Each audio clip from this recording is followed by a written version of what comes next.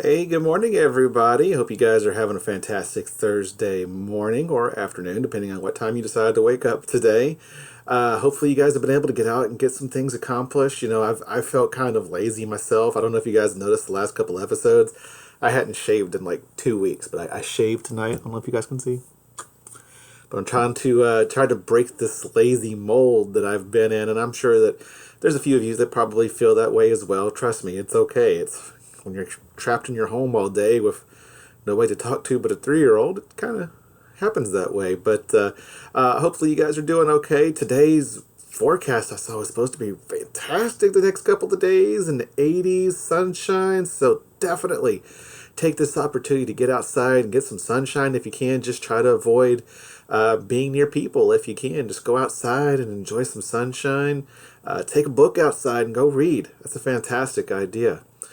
So today I wanted to continue reading from Anne Frank's diary, and at the end of this video I'm going to show you a really cool trick that your computers can do when you have these PDF files open in Microsoft Edge or Internet Explorer. I think mine is Microsoft Edge. So yeah, if you have Microsoft Edge, not Google Chrome, although I think there are extensions, but if you have Microsoft Edge, this is going to be a really cool trick that I'm going to show you guys where you can get this stuff read to you without me. I almost make myself useless, but I'm going to help you today and be useful. So let's read first.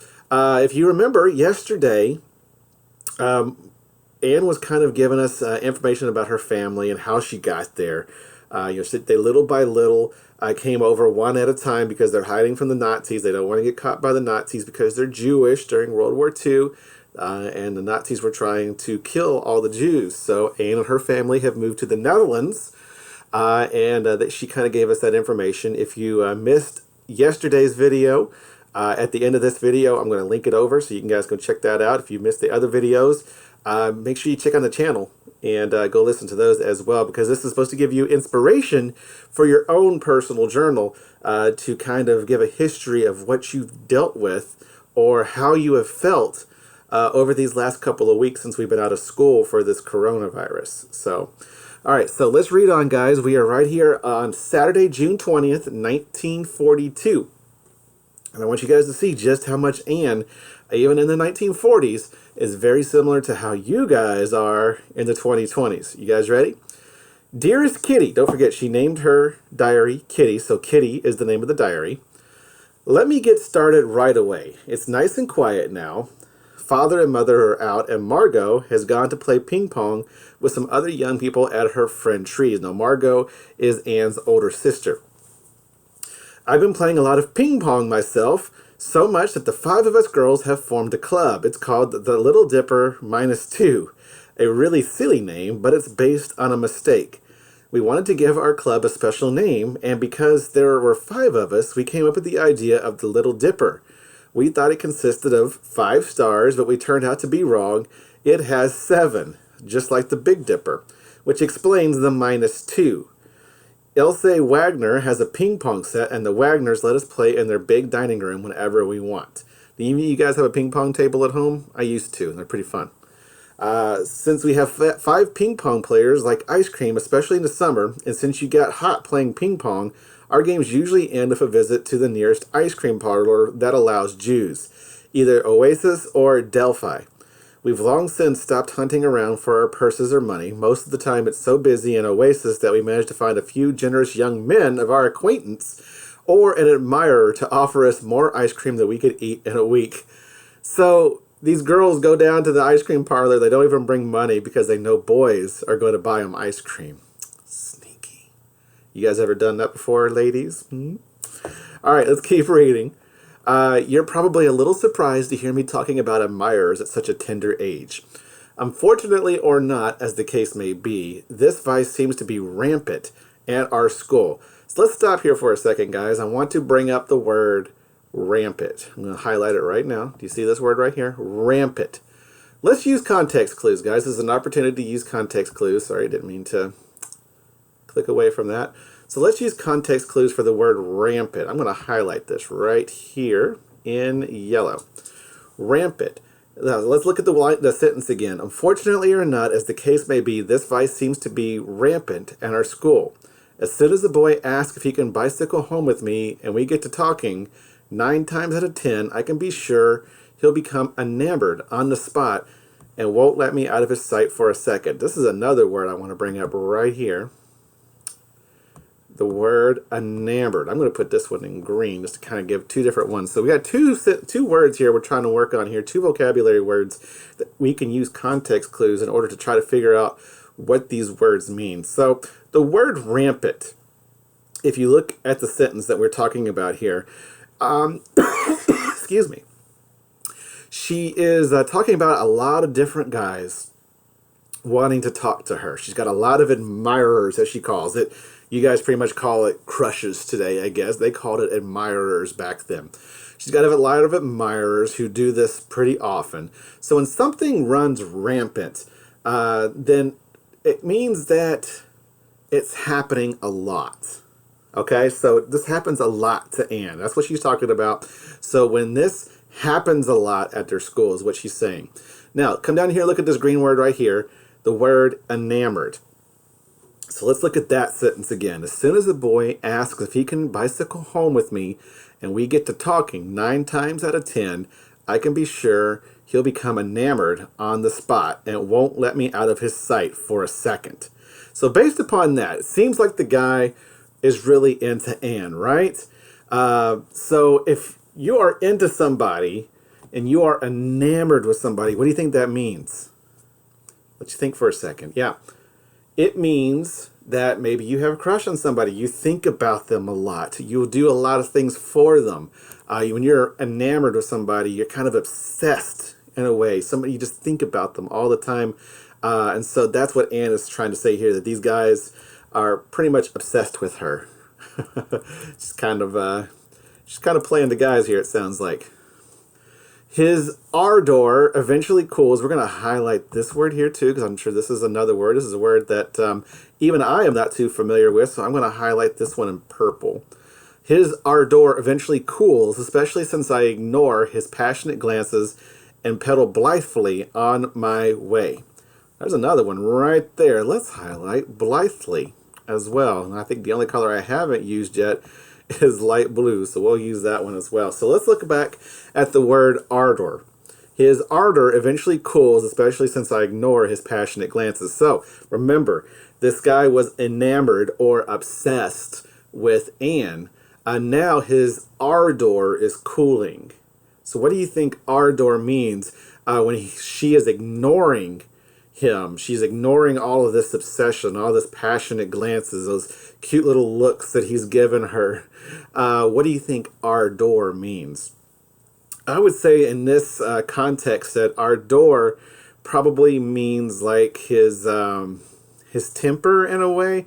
Like he starts to calm down a little bit. He doesn't do it as often, and he kind of starts getting the hint.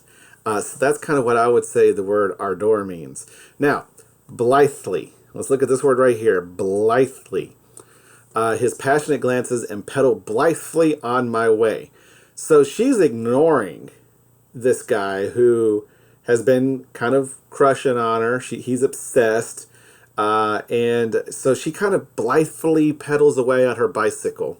So do you think that she's like smiling and excited as she pedals away? Do you think she's angry? Or do you think she's just like, I don't care, and pedals away? Kind of like, hair toss, check my nails, baby, how you doing? Yeah, I know, I did that. But yeah, that's kind of like what blithely is. She just kind of goes away. Like, I don't care.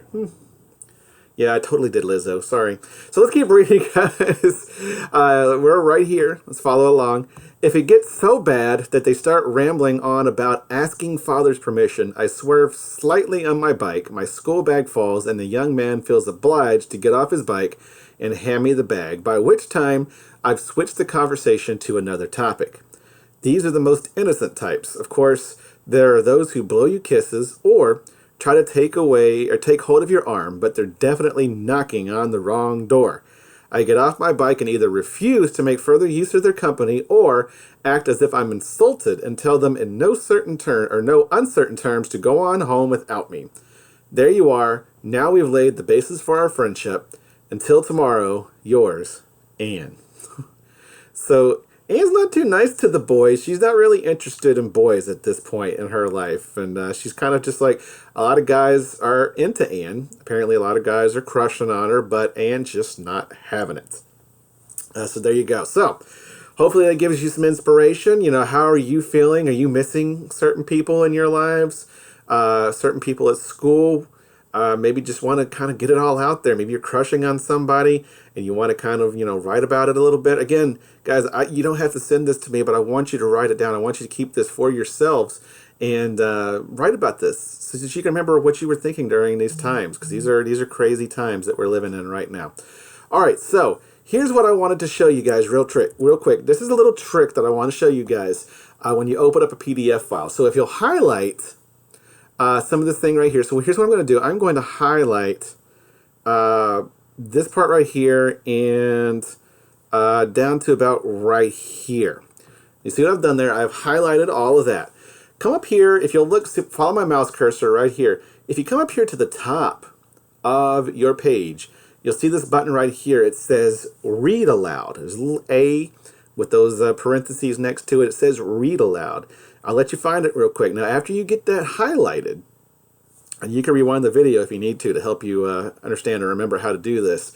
If you click on Read Aloud, the computer will actually read this out loud to you. So, if there's a time when you can't get in touch with me, or it's late at night and you're trying to work, hit this Read Aloud button. Find it. You can do this on your PDF. If you have the PDF that we downloaded before we got out of school, you can actually do this on the PDF for the 7th grade packet, and it will read it out loud for you. So this is a pretty cool really cool trick. So let me show you how to do it. If you click on it, I don't know if you can hear the audio off my computer or not, but we're going to try. So here's what it sounds like.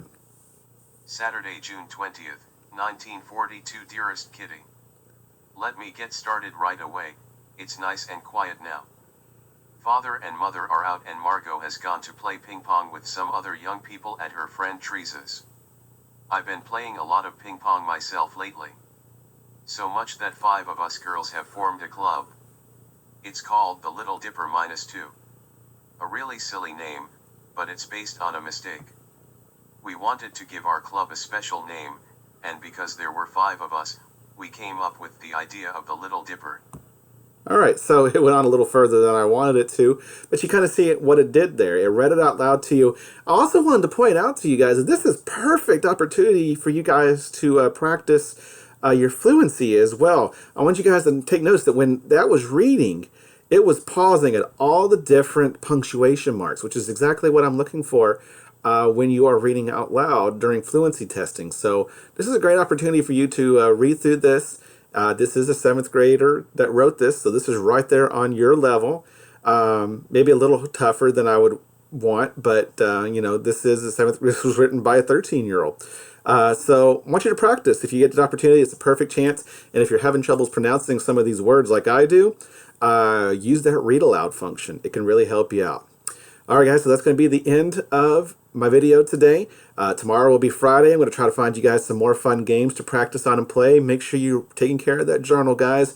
Write something down that happened today or yesterday, and keep it to yourself and keep it close to you so that you can continue that journal. And maybe this is something that'll get you through the rest of this ordeal and into the summer. All right, guys, so check your emails if you haven't already done so. I sent out an email yesterday. I actually gave you guys my phone number. I hope I don't regret that, but I gave you guys my phone number. If you need anything from me, if you need help reading something or help with your math, science, social studies, feel free to give me a call or text me, and I will do my best to help you guys out. Hope you enjoy the rest of your Thursday afternoon, guys, and we will talk to you tomorrow. Have a good day. Bye-bye.